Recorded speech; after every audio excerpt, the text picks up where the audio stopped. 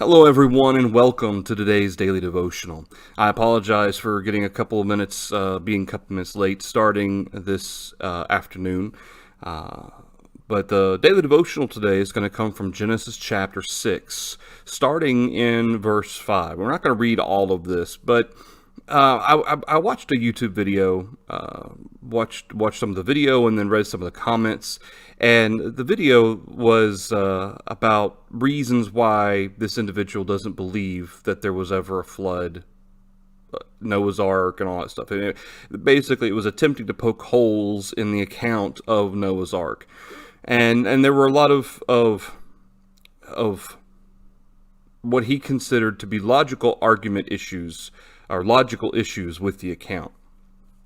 And I read some of the comments, and there were a couple of people on there who basically said, I don't agree with you. I think there's nothing wrong with Noah's Ark, and obviously a person of faith believes in it, and a person of faith who's not a person of faith won't believe in it. There were some people who believed, well, I believe the Bible generally, but I believe that Noah's Ark is allegorical or metaphorical, that it wasn't a real event or historical. But there were also people who, and the vast majority of people, agreed with this guy and brought up, they were talking about, well, the Bible contradicts itself all the time, but then of course they didn't give any examples of where they thought the Bible contradicted itself, and so there was a lot of agreement and saying, yeah, we don't believe the Bible either, and so forth, but there was no specifics as to why. But anyway, according to this fellow, this is one of the reasons why he quit believing in the Bible. It was all based on Noah's Ark.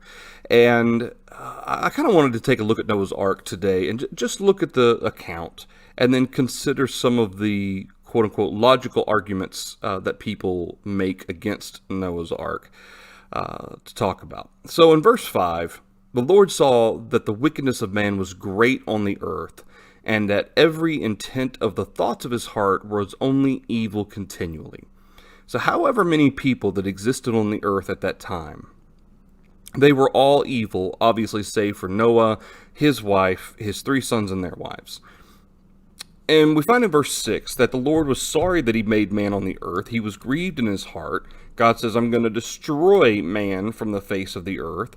But Noah found grace in the eyes of the Lord because Noah believed in God and did what God told him. Noah was a just man, perfect in his generations. Noah walked with God, and Noah begat 3 sons, Shem, Ham, and Japheth. One of the arguments that was made was that, because we know that Abraham was 600 years old when the floods came. That meant he was around 500 years old or so when God told him to start building the ark. Which means that for 600 years until the flood, Noah only had 3 sons, and that was one of the quote unquote logical issues with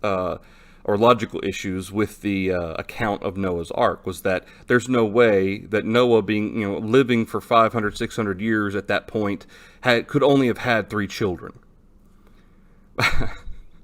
Well, first of all, we know he had 3 sons. Okay, it doesn't say anything about his daughters. He could have had 100 daughters for all we know, and maybe none of them were faithful. We don't know, okay? But it says that Noah begat 3 sons. It also could be that Noah had other children before Shem, Ham, and Japheth, and maybe they all died. Okay, if the society of that time was only evil continually, then it couldn't have been a very safe society to live. And so it's very possible that there were other children that had died at that point. But regardless, even if Noah and his wife only had ever had 3 children, maybe one of them there was an issue in terms of biology or whatever, that they could only that they could only have 3 children. Okay, that's a dumb. I shouldn't say that. I find that logic problem, quote unquote, to be an unreasonable assertion given what little we know about Noah and his wife and everything else that happened in that time. Okay, I don't think that that's a viable, logical issue to be bringing up to poke holes in the argument of Noah's Ark. I don't believe that makes sense. So, and in fact, we see in verse 11 how that the earth was corrupt, it was filled with violence, and because of the hearts of man being filled with evil continually, like I said, it couldn't have been a very safe society in which to live. So God looked upon the earth, indeed it was corrupt, all flesh had corrupted their way on the earth, and so God said to Noah, the end of all flesh has come before me, for the earth is filled with violence from them, behold, I will destroy them from the earth. I believe, I completely 100% believe that if there had been any other righteous people, that God would have spared them too. Okay?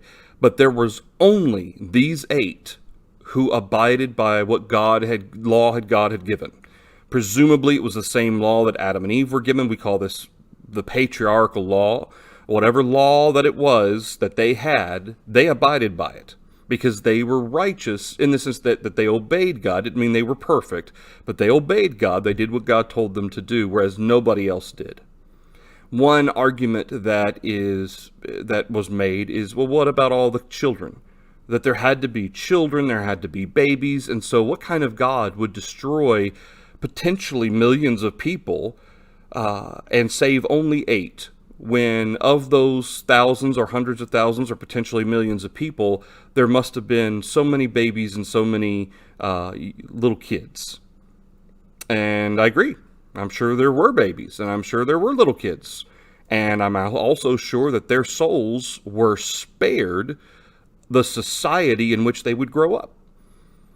So God's going to destroy that entire generation, because those little babies and those little kids would have grown up being taught to do whatever they wanted. They would have committed sin. They wouldn't have cared about God, and they would have been lost. Their souls would have been lost.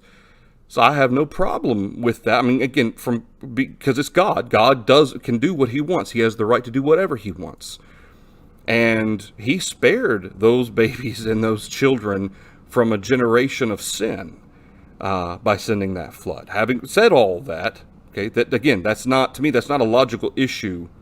That's an issue of justice. That's an issue of righteousness. And if you want to talk to God about his definition or his standard of righteousness and justice, you can take that up with God at Judgment Day, or with Jesus at Judgment Day. But as far as God was concerned, that whole generation had to be done away with.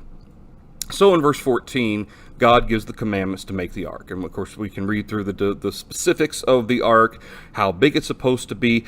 There is some... generally speaking, under the Old Testament, under the Mosaical law, a cubit was generally perceived to be about 18 inches. It was the tip of your fingers to your elbow, and that was generally around 18 inches.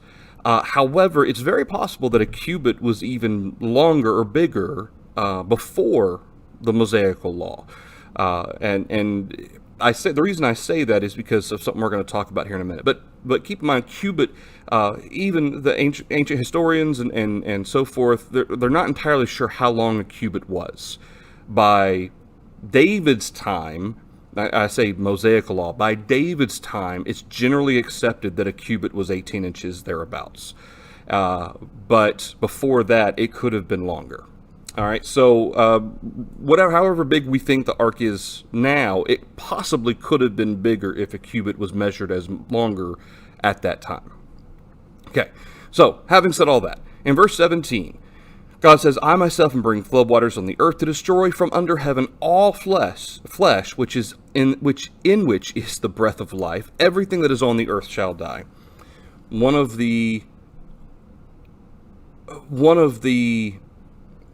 arguments that some people made in the comments of this video, who were trying to defend the possibility that Noah's Ark was based on real events and that the Bible was accurate, they tried to say that, well, this isn't the whole earth, this isn't a global flood, this was a regional flood, but it was just kind of in that area that they're talking about.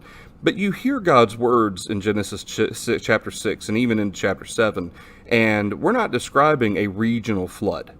It is a worldwide global flood. I'm going to bring flood waters on the earth to destroy from under heaven all flesh, in which is the breath of life. But then he says, I will establish my covenant with you, with your sons, with your wife, your sons' wives with you. Every living thing of all flesh you shall bring two of every sort into the ark to keep them alive with you. They shall be male and female. He talks about the birds, the creeping things. Every two of every kind will come to you to keep them alive. One of the discussions was, how was Noah, even in 100 years, supposed to collect all these animals? Notice what is said. The two of every kind will come to you to keep them alive. Obviously, there was some miraculous guidance from God to all of the animals of the earth. Some people brought up the question, but that doesn't make any sense because there were animals in North America. There's animals. We've talked before about the concept of Pangea. And it's the idea that all the continents look like they fit almost like a puzzle. Like as if at one time it was all one big continent, and then somehow the continents were separated. And I do believe that, either at the time of the flood that God possibly separated the continents, or even more likely, I believe, at the time of the Tower of Babel, when he separated the peoples. We're told that he changed the languages of the peoples, and that he separated the peoples as well. And so that would have been a logical time. If God was going to separate the continents at that time, he could have done it then. So it's entirely possible that all of the animals were all on one continent, and they all came to Noah, or at least two of every type came to Noah. Noah didn't have to collect them. They came to Noah, and Noah put them on the ark. And then the question was, well, what did they eat? I mean, how in the world, because we're told that the floodwaters were on the earth for 150 days. That's 5 months. Okay, 5 months the ark was floating in the floodwaters.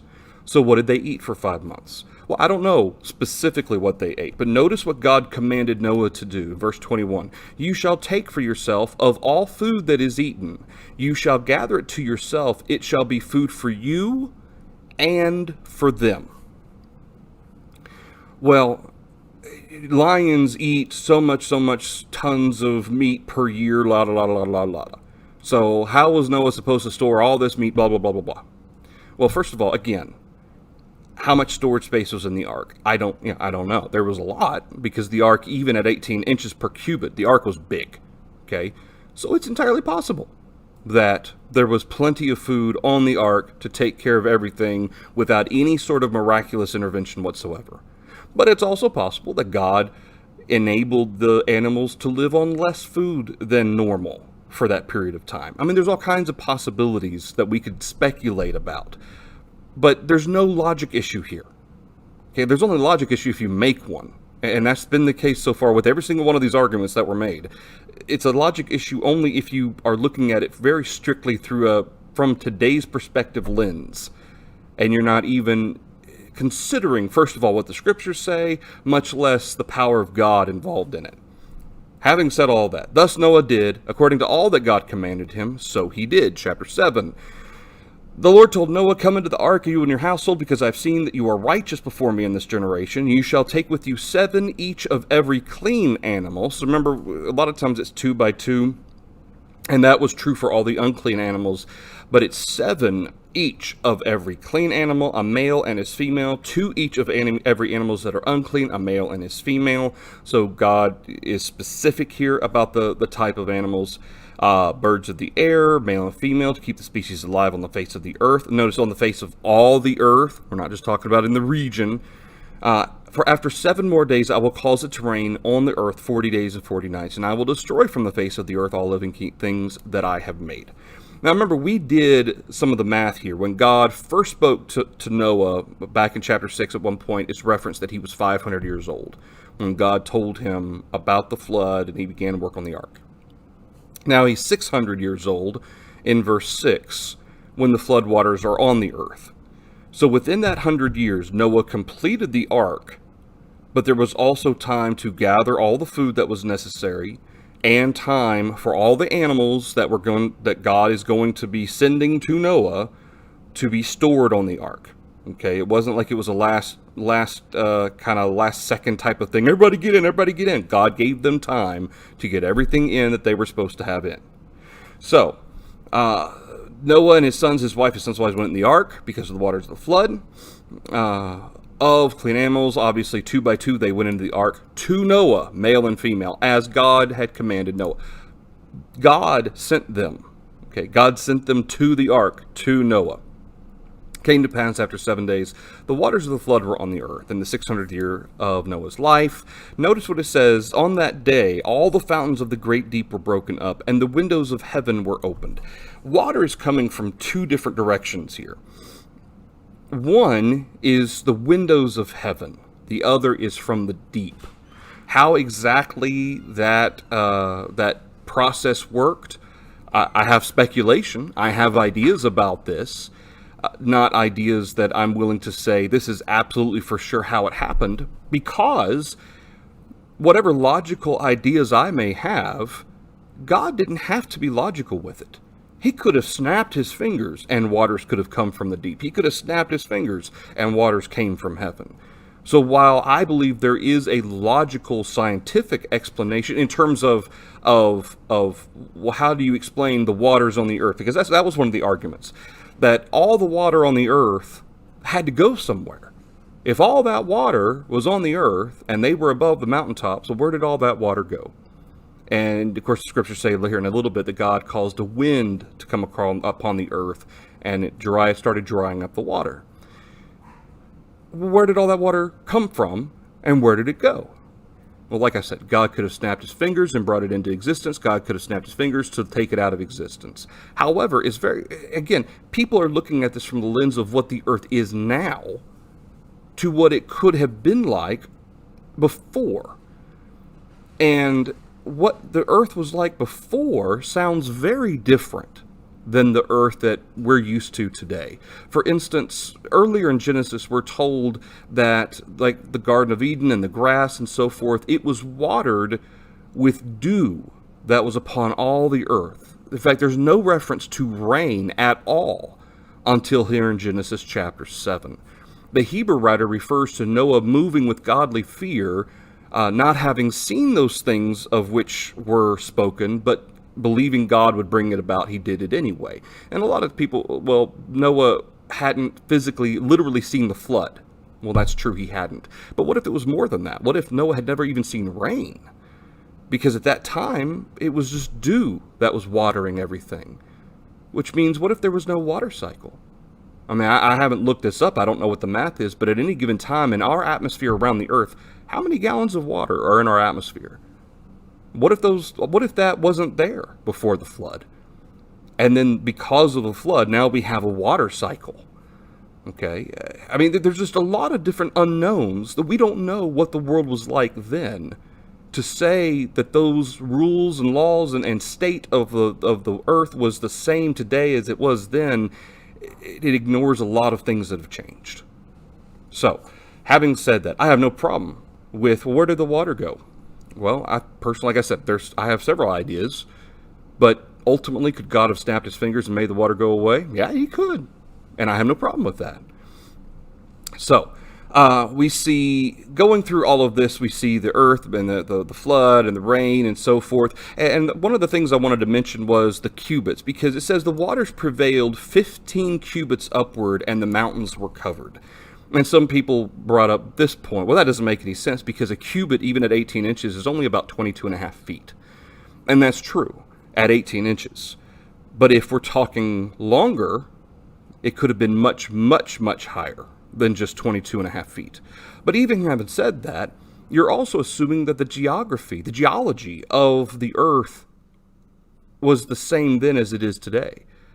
That the great variation of what we consider sea level to the 6,000 or 7,000 foot high mountains that we have today, those may not have been there thousands of years ago when all this happened.